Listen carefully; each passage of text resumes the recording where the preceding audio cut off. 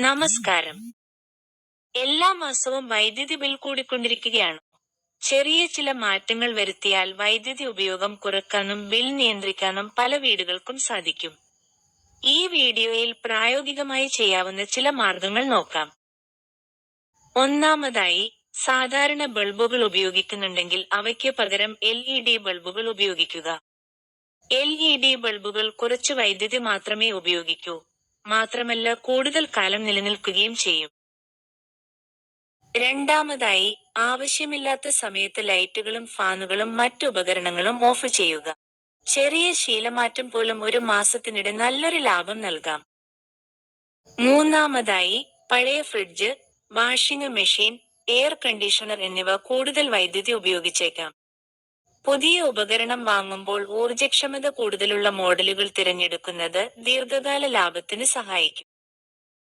നാലാമതായി, air conditioner ഉപയോഗിക്കുന്നവർ താപനില വളരെ കുറച്ചു വെക്കാതെ ഏകദേശം 24 മുതൽ 26 ഡിഗ്രി സെൽഷ്യസ് വരെ ക്രമീകരിച്ചാൽ വൈദ്യുതി ഉപയോഗം കുറയ്ക്കാൻ സഹായിക്കും.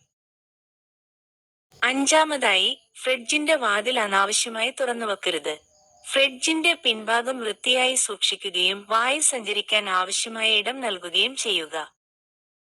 ആറാമതായി, വാഷിംഗ് മെഷീൻ പകുതി ലോഡിൽ പലതവണ പ്രവർത്തിപ്പിക്കുന്നതിന് പകരം പൂർണ്ണ ലോഡിൽ പ്രവർത്തിപ്പിക്കാൻ ശ്രമിക്കുക.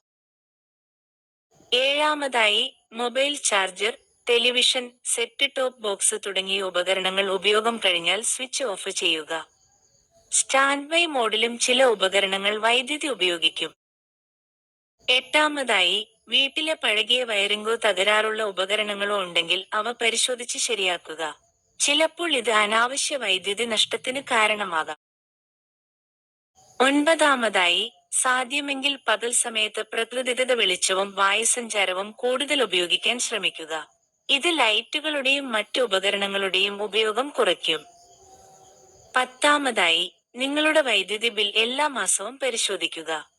മുൻ മാസങ്ങളുമായി താരതമ്യം ചെയ്ത് ഉപയോഗം കൂടിയിട്ടുണ്ടെങ്കിൽ കാരണം കണ്ടെത്താൻ ശ്രമിക്കുക. ഈ മാർഗങ്ങൾ പാലിച്ചാൽ ഓരോ വീട്ടിലും ലഭിക്കുന്ന ലാഭം വ്യത്യാസപ്പെടും. എത്രത്തോളം ബിൽ കുറയും എന്നത് വീട്ടിലെ ഉപകരണങ്ങൾ, ഉപയോഗരീതി, കുടുംബത്തിന്റെ വൈദ്യുതി ഉപഭോഗം എന്നിവയെ ആശ്രയിച്ചിരിക്കും.